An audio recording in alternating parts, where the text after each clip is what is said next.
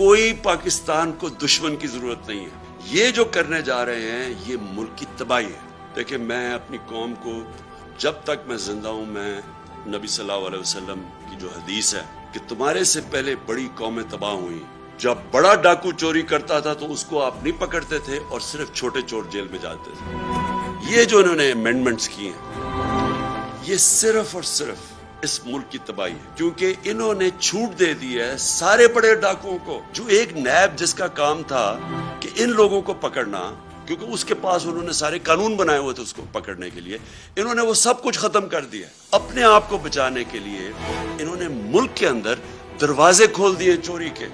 इस वक्त आप किसी भी ताकतवर को नहीं पकड़ सकते जो बड़ी पैसे चोरी करे। मैं आज सारी कौम को कहता हूं कि आपने ये खौफ का बुत तोड़ना है।